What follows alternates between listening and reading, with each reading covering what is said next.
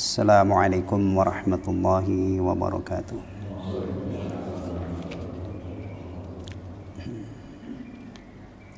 Bismillahirrahmanirrahim. Alhamdulillahi rabbil alamin.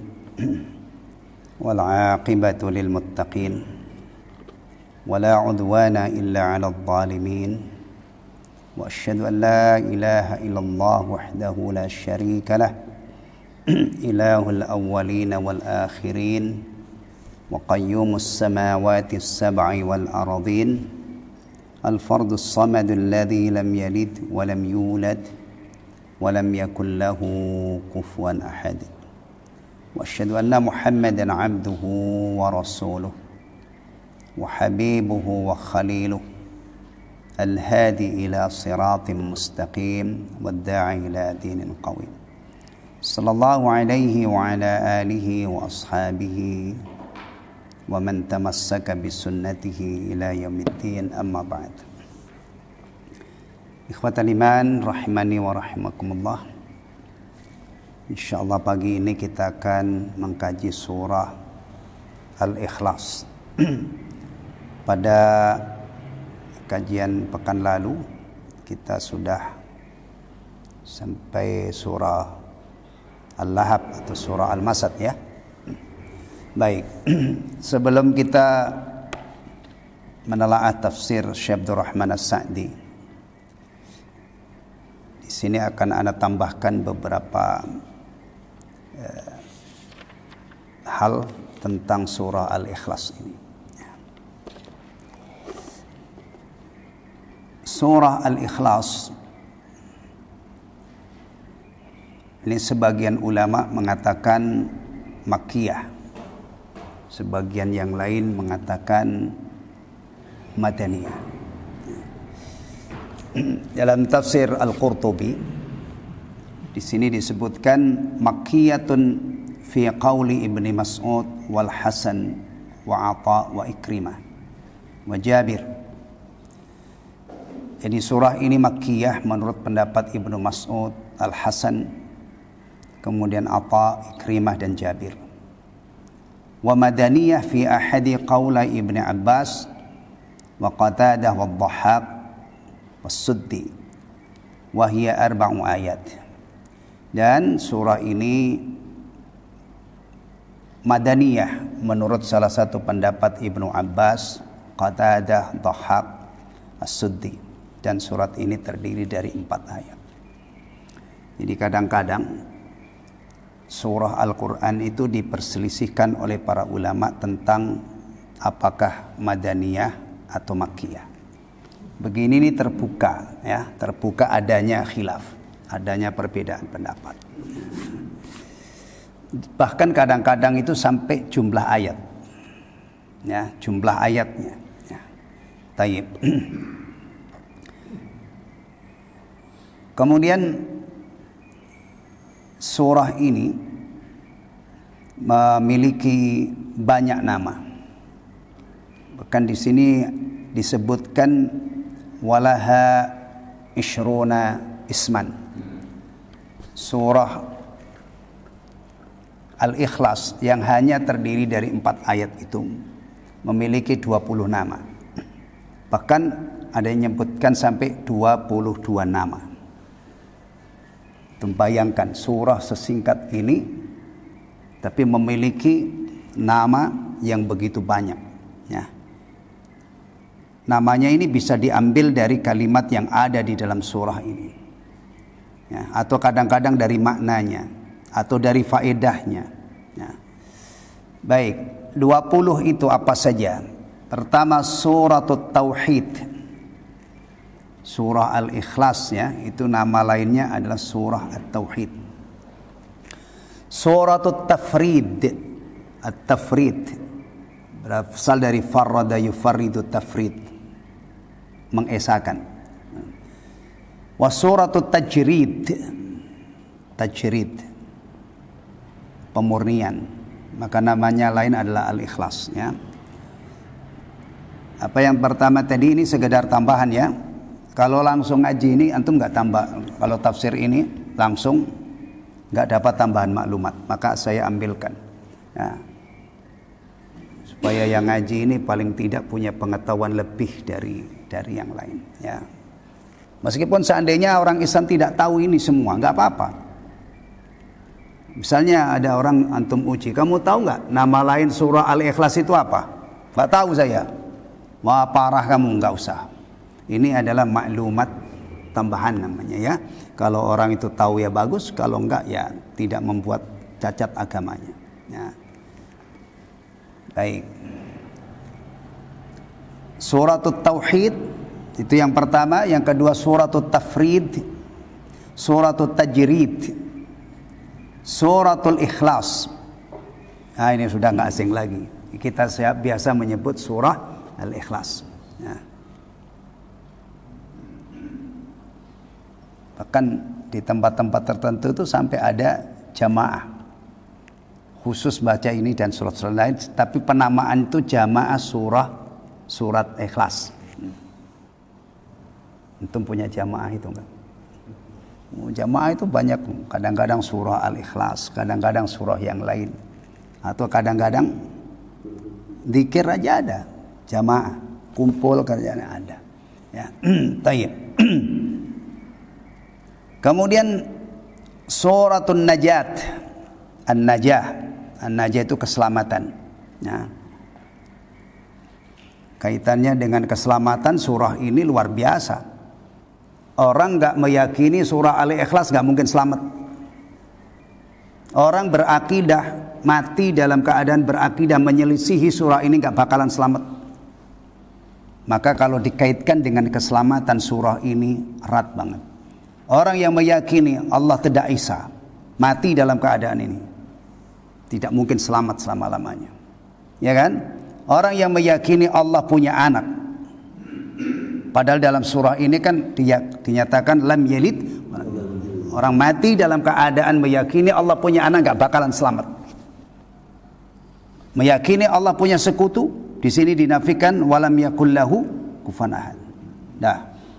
Kalau masalah syirik kayaknya sudah tidak perlu diulas panjang lebar. Masa iya diantara antum ada yang nggak tahu kalau orang mati ke dalam musyrik itu tidak akan pernah sampai ke surga selama-lamanya? Sampai ke surga, tapi syaratnya unta bisa masuk lubang jarum. Dengan kata lain apa itu? Mustahil. Ya. Kalau antum ngajiin udah berapa tahun sih? Udah berapa tahun? Ya lalu begini kan sudah ini ya, ini hitung-hitung murojaah, enggak baru lagi gitu. Kalau saya katakan kalau ada orang mati dalam keadaan dia imannya itu tidak sesuai dengan surah Al-Ikhlas ini, enggak mungkin selamat. Maka disebutkan di sini surah An-Najat, surah keselamatan, ya, yang meyakini isi daripada surah ini, dan surah ini full tentang Allah ya. Kalau kita sederhanakan imannya kepada Allah sesuai dengan surah ini dan tentunya ayat-ayat yang lain, maka dia selamat. Kemudian berikutnya apa tadi? Suratul Wilayah. Yang berikutnya Nisbatul Rabb. As-samin suratul Ma'rifah. Suratul Ma'rifah. Nah ini nih, hati-hati ya. Ma'rifah itu artinya adalah pengetahuan atau pengenalan. Orang yang memahami ayat ini dia akan kenal Allah. Ma'rifah. Tapi kadang-kadang ma'rifah itu dalam istilah golongan tertentu maknanya beda banget. Ya, syariat, hakikat, ma'rifat. Oh, masya Allah. Ya. Ini bisa melenceng jauh, termasuk wali nanti. Wali itu sudah dijelaskan oleh Allah dalam Al-Quran, tetapi ada mafhum wali itu yang bergeser jauh dari sini. Nanti sampai ada orang gak sholat itu bisa dikatakan wali, orang gila itu bisa dikatakan wali. Masya Allah, itu ketika pengertian wali itu sudah bergeser dari Al-Quran. Sama dengan Ahlus Sunnah. Ahlus sunnah itu sudah dijelaskan garis besarnya oleh Rasulullah. Hum man kana ala misli ma ana alaihi al-yawma wa ashabi. Kalau disederhanakan itu ahlus sunnah itu adalah orang ya yang agamanya itu selaras cocok dengan Rasulullah dan para sahabat. Nah, taib. Nah, makrifat orang itu kalau pakai pembagian tadi adalah syariat, hakikat, makrifat ya. Ini orang-orang yang sudah sampai ke level ini. Oh, itu agamanya tidak sama dengan orang awam, ada standar sendiri. Jadi agama ini kalau ditekuni itu masuk nanti level udah gugur dari syariat. Makanya tolonglah kita ini kalau urusan agama itu kita mikir ya, jangan gampang-gampang. Mana buktinya? Kalau orang itu sudah bertakwa kemudian masuk zona bebas. Orang yang paling bertakwa, Rasulullah pernah bersabda, wallahi demi Allah, innilah akhsyan nas lillah. Sesungguhnya aku adalah orang yang paling takut kepada Allah. Saya orang yang paling bertakwa. Tapi lihat hidupnya. Ada enggak Rasulullah mendapatkan bonus? Wahai Muhammad, wahai Muhammad, ya, wahai Rasul, kamu ini takwanya sudah maksimal, aku bebaskan kamu. Hari ini, hari Jumat, libur kamu enggak usah. Ini pernah enggak? Iya.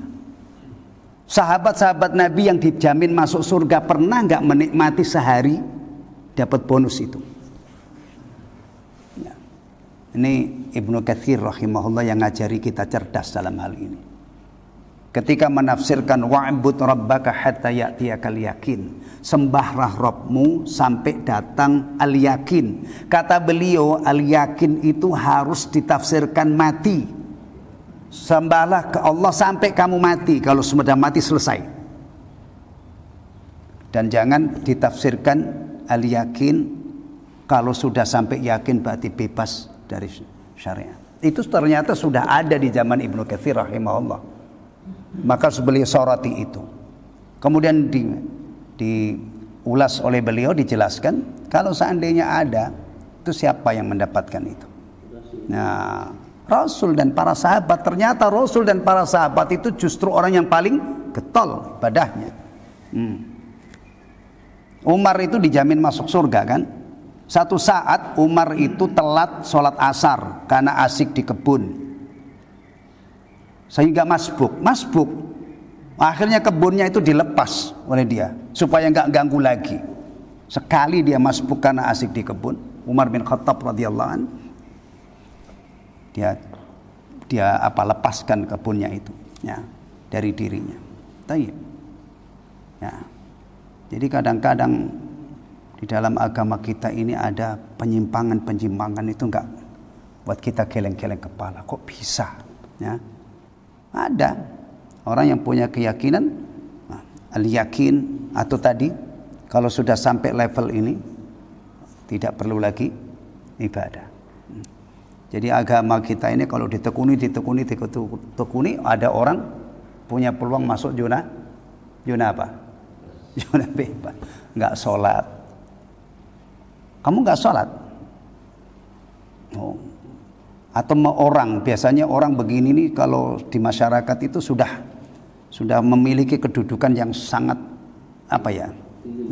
Ya. Kok mbah itu enggak sholat? Hus, kamu jangan ngomong mbak sholat. Dia itu sudah makomnya enggak sholat. Oh enggak pernah Jumatan. Oh levelnya enggak Jumatan di sini, Jumatan ke Mekah. Ya Allah ya. Dan masih banyak umat Islam itu yang yang senang dengan begini dan percaya dengan hurufat-hurufat seperti ini. Baik. Kemudian surah yang berikutnya nama sebagai Al-Jamal. Al-Jamal. Innallaha jamilun yuhibbul jamal. Kenapa ini dikatakan surah Al-Jamal? Namanya karena surah ini berbicara tentang sifat-sifat Allah. Sifat Allah itu sifat maha sempurna. Tentunya sifat yang sangat bagus dan sangat indah. Termasuk nama-nama Allah, walillahil asmaul husna. Ya.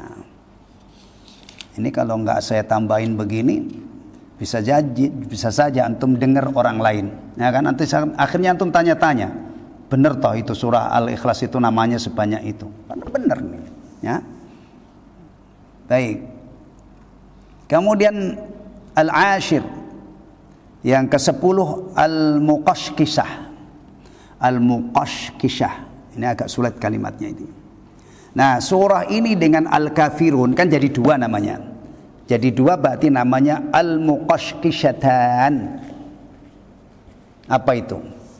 Al-Muqashqish itu kalau misalnya apa namanya? Orang punya penyakit kulit. Ya. Penyakit kulit. Kadas misalnya atau kurap. Itu kalau diobati. Nah, kan kering itu. Kering kan, kulitnya rontok. Jadi surah Al-Kafirun dengan surah Al-Ikhlas itu ibaratnya itu. Ini syirik, itu bisa rontok dengan dua surah ini. Tapi tentunya bukan hanya sekedar hafal, faham maknanya, kemudian dijadikan keyakinannya. Orang yang meyakini madmun, kandungan surah Al-Kafirun dan surah Al-Ikhlas, itu syirik bablas. Syirik ini juga harus kita upayakan supaya rontok.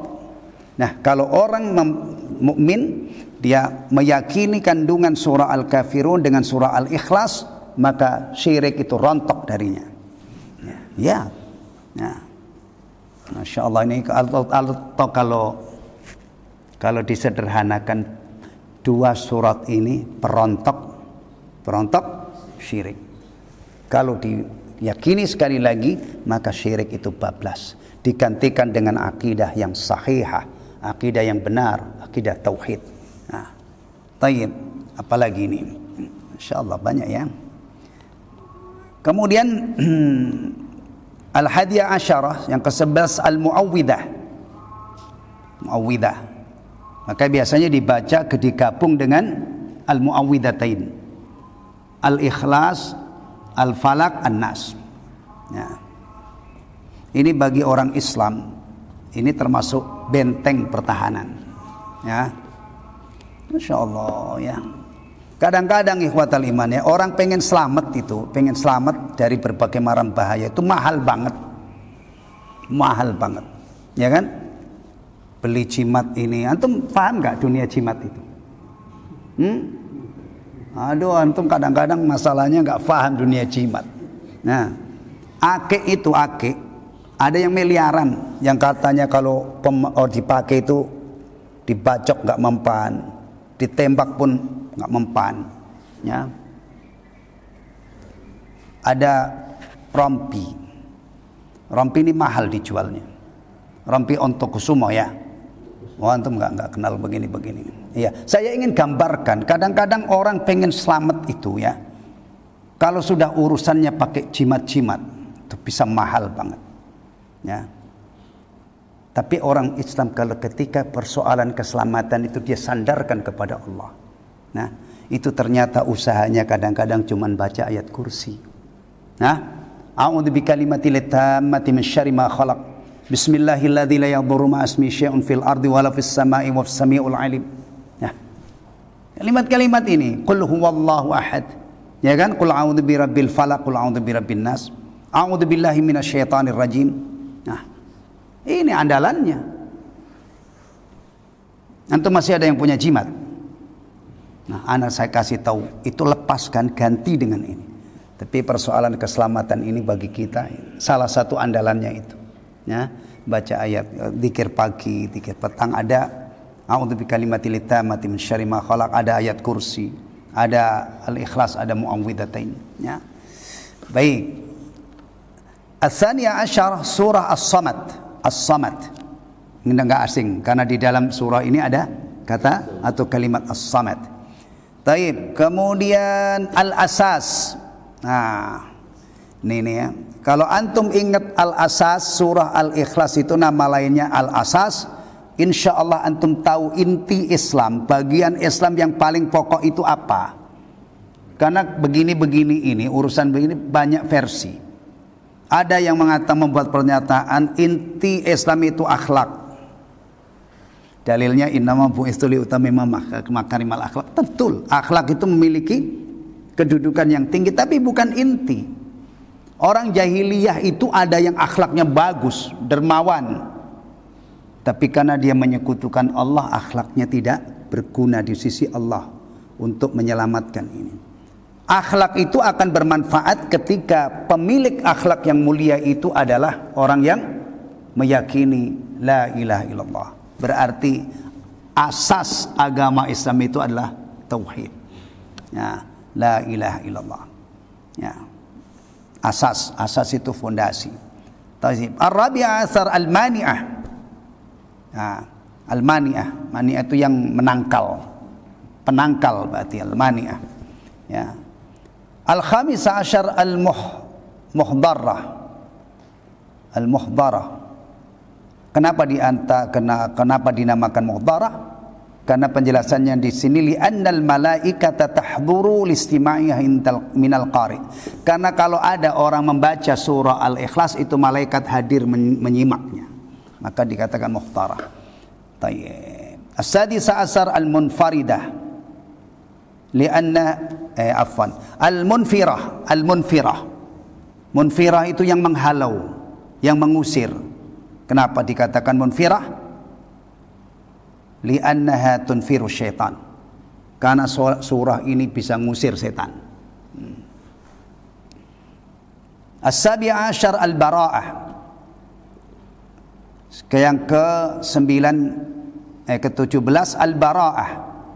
Bara'ah. Apa itu bara'ah? Berlepas diri, ya. Ai minan nifaq. Bara'ah dari nifaq. Artinya kalau orang ini membaca surah ini meyakini sepenuh hati kandungannya bari minan nifaq. Dia terbebas dari nifaq. Tadi saya sebutkan dari syirik, dari nifaq sama. As-samina asyar al-madhkurah. Yang ke-18 namanya al-madhkurah. At-tasi asyar asy-syafiyah. Syafiyah, penyembuh. Ya, al-ishrun suratul nur. Surah An-Nur. Ya. Kemudian yaitu yang disebutkan di sini. Intinya bahwa surah ini saking istimewanya memiliki banyak makna. Keistimewaan surah ini, fadilahnya setara dengan thulusul Quran. Thulusul Quran, sepertiga Al-Quran. Ini di sini ada hadis-hadis banyak sekali seputar surah Al-Ikhlas. Jadi jangan heran kalau mungkin antum pernah dengar saudara kita punya keyakinan tentang Al-Ikhlas itu begini begitu. Ada dalilnya. Ya, cuman masalahnya kadang-kadang sesuatu ada dalilnya, tapi setelah diteliti dalilnya lemah. Nah, kita mendapatkan penjelasan dari ulama yang menyatakan ini lemah misalnya. Sementara saudara kita itu berpegang dengan dalil itu dengan anggapan itu sahih. Ini juga potensi perbedaan sesama muslim itu berawal dari dalil. Ya. Dan dalil itu kadang-kadang dinyatakan sahih oleh seorang imam ahli hadis, tapi juga nanti imam yang lain mengatakan tidak sahih. Bahkan kadang-kadang sampai maudhu. Jadi antum juga harus paham sebagaimana Quran itu masalah surah. Tadi ada potensi khilaf Makkiyah atau Madaniyah. Bahkan kadang-kadang jumlah ayatnya. Bukan berarti surahnya beda. Cuma cara menghitungnya itu kadang-kadang bisa beda. Hitungan bilangan ayatnya. Ada lagi potensi khilaf di mana? Pensahihan hadis. Yang satu mengatakan sahih, yang satu mengatakan dhaif. Atau kadang-kadang dua kubu. Ya, dua kubu. Ya, begini ini enggak ada selesainya sampai hari kiamat, ya. Makanya tolong agama itu dikomunikasikan dengan baik. Kalau berdebat habis untuk berdebat karena wilayah agama yang ada khilaf itu luar biasa, apalagi fikih. Fikih itu bersumber dari 4 madhab saja. Berapa masalah? Nah, ingat saya dalam sholat saja itu ada 120 masalah khilaf, teman-teman. Nah, kunut subuh itu khilaf berapa pendapat? Pernah dengar enggak? Ikhtalafal ulama wala hukmi kunutis subhi ala khamsati aqwal. Misalnya. Ya. Antum bayangkan kalau agama kita ini ada wilayah yang seperti ini, kemudian ada orang tuh kaku banget. Nah, merusak agama lah. Maka pesan para ulama termasuk Syekh Utsaimin dalam Kitabul Ilmi itu mengatakan an yakuna rahabatas sadr fi mahallil khilaf. Penuntut ilmu itu harus lapang dada dalam masalah khilaf. Dan beliau contohkan khilaf itu kadang-kadang apa ya? Bahasanya apa? Bukan hanya satu yang mengatakan satu wajib, yang mengatakan sunnah, itu kan masih dekat ya. Kadang-kadang itu apa Pak Samsul bahasanya? Wajib kita. Nah, beliau contohkan begini. Masalah pembatal wudu. Makan daging onta itu kalau menurut Imam Syafi'i tidak membatalkan wudu. Kalau menurut Imam Ahmad membatalkan wudu. Ini misalnya ada orang berdua, ya kan? Berdua. Sama-sama makan daging onta. Konsekuensinya berarti yang satu wudunya masih utuh, tidak batal, yang satu mengatakan ini banget. Ya. Itu kalau tidak lapang dada habis makan onta bisa gelutan, bisa apa namanya, berantem. Saling mengintervensi. Kamu sholat isya kok nggak wudu? Kan sholatmu nggak sah. Dilawan nama yang ini. Nggak sah kan menurut kamu? Menurut saya sah. Coba bayangin. Begini ini kalau saling intervensi, memaksakan kehendak untuk ini. Ya habis makan daging onta nggak jauh-jauh ada potensi mungkin apa? Karena orang berdebat itu lama-lama apa? Panas. Apalagi habis kenyang makan daging onta, energinya besar, ya kan? Nih, hal begini nih tolong diperhatikan ya. Yang saya harap begini nih yang sudah ngaji. Kalau yang nggak ngaji mas saya kasih undur banyak, maklum nggak ngerti dia. Tapi kalau ada orang-orang yang sudah taklim, menyikapi masalah-masalah seperti ini, dia tidak punya adab misalnya, kasar misalnya pada saudaranya, tolong ya. Ini lagi diperhatikan. Baik.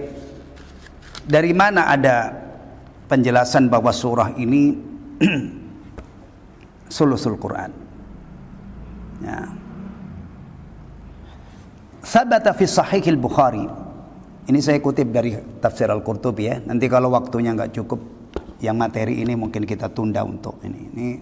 Karena saya pengen yang sudah taklim ini punya pengetahuan tambahan tentang ini. Tidak hanya dari itu saja. Ya.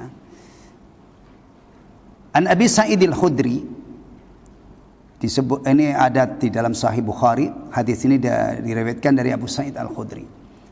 Anna rajulan, bahwasanya seseorang sami'a rajulan yaqra'u qul huwallahu ahad yuraddituha. Jadi ada seorang sahabat yang mendengar sahabat lain membaca surah ini qul huwallahu ahad yuraddituha, dia ulang-ulang. Ya. Ini juga begini ini ya. Misalnya ada imam sholat, kemudian pada satu saat tidak terus menerus. Satu saat dia baca ulang, atau antum misalnya tahajud, mengulang-ulang suatu ayat semalam suntuk, boleh.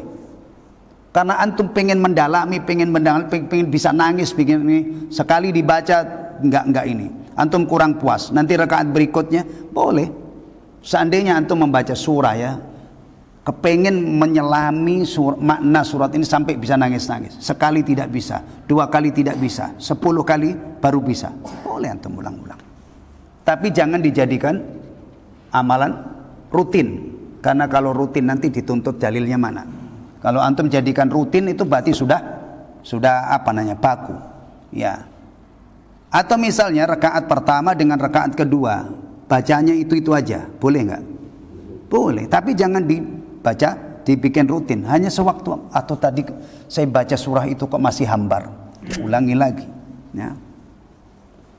Tayyib. Falamma asbaha jaa ila Nabi sallallahu alaihi wasallam, maka di pagi hari orang ini datang menemui Nabi sallallahu alaihi wasallam. Fadzakara dzalika lahu, lalu dia sebutkan hal itu kepada Nabi sallallahu alaihi wasallam.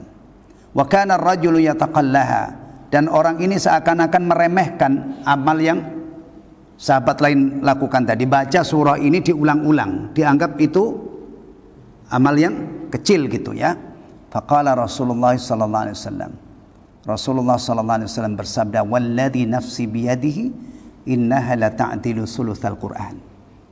Demi zat yang jiwaku ada di tangannya, sungguh surah Al-Ikhlas itu setara dengan sepertiga Al-Quran. Jadi kalau dibaca 3 kali, sama. Ya. Kalau begitu, nggak usah baca Al-Baqarah yang segitu panjangnya. Ya. Oke. Berarti di sini, kalau kamu punya kesimpulan itu, siapa yang nyontoin? Gitu, jangan gampang kamu nggak usah ini ya, nggak usah baca Quran repot-repot 30 juz. Cukup 3 kali baca Al-Ikhlas itu. Nah, begini ini yang kita tanyakan, yang ngamalin seperti itu siapa? Ini kan dulu Rasulullah yang bersabda, ya kan? Kalau seandainya begitu itu benar, kita tidak temukan sahabat itu dulu pada rajin baca Al-Quran, ada yang hatam. Makanya tolong dalam mempraktekkan agama jangan jalan sendiri, jangan hanya dalil, prakteknya. Gimana Rasul dulu? Ya, gimana para sahabat itu? Apakah dengan sabda seperti ini kemudian mereka tidak perlu membaca Al-Quran, tidak perlu khatam Al-Quran? Ternyata masalah tilawah itu sahabat tidak mempraktekkan. Mereka pun masih membaca Al-Quran 30 juz. Ada yang khatam 10 hari, ada yang khatam seminggu, ada yang khatam 3 hari. Tapi dilarang oleh Rasulullah khatam 3 hari itu rutin, kecuali di bulan Ramadan, karena keutamaan Ramadan. Silakan mau khatam berapa, ya. Taib. Jadi ini jelas ya, Rasulullah yang menilai bahwa Al-Ikhlas itu sepertiga Al-Quran. Kemudian wa anhu qala Nabi sallallahu alaihi wasallam li ashabihi. Dan dari Abu Sa'id Al-Khudri beliau berkata, Nabi sallallahu alaihi wasallam bersabda kepada sahabat-sahabatnya, "Ayajizu ahadukum an yaqra'a thulutsal Qur'an fi lailah fashaqqa dzalika alaihim?" Apakah salah seorang di antara kalian itu tidak mampu membaca sepertiga Al-Quran dalam satu malam, dan itu menjadi berat baginya? Waqalu, maka para sahabat bertanya, ayyuna yutiqu dzalika ya Rasulullah? Siapa wahai Rasulullah di antara kami yang sanggup melakukan itu? Sepertiga Al-Quran itu kan 10 juz. Nah, antum kalau malam bisa berapa juz? Taib, ya. Ini Rasulullah SAW di hadapan para sahabat menyatakan itu. Faqala, maka Rasulullah menjawab, Allahul Wahidus Samad sulusul Quran. Allah Al-Wahid As-Samad itu sepertiga Al-Quran. Nah, sepertiga Al-Quran. Berarti fadilah surah Al-Ikhlas itu adalah sulusul Quran. Ya. Ini ada uraiannya ya. Kenapa dikatakan sulusul Quran? Itu isinya apa itu? Ada akidah, ada ahkam dan qasas. Dan surah ini full masalah tauhid, masalah akidah. Maka dikatakan sepertiga Al-Quran. Ada cerita lain tentang masalah ini. Rawa Muslim an Aisyah. Imam Muslim meriwayatkan dari Aisyah radhiyallahu anha, anna Rasulullah sallallahu alaihi wasallam ba'atha rajulan ala sariyah. Bahwasanya Rasulullah sallallahu alaihi wasallam mengutus seseorang ala sariyah. Pada apa ini sariyah ini biasa dikatakan ekspedisi atau pasukan yang jumlahnya tertentu. Saya lupa tentang definisi sariyah. Nah, salah seorang di antara mereka ini wa kana yaqra'u li ashabihi fi salatihim fayakhtimu biqul huwallahu ahad. Salah seorang di antara mereka ini menjadi imam.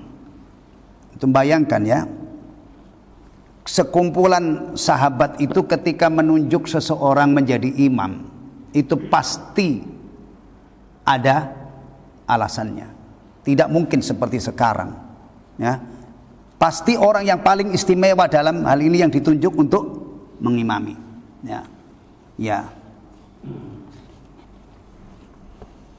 Baik. Nah, yang dilakukan apa? Kalau ngimamin itu selalu menutup bacaannya dengan surah Al-Ikhlas. Jadi nggak pernah meninggalkan surah Al-Ikhlas.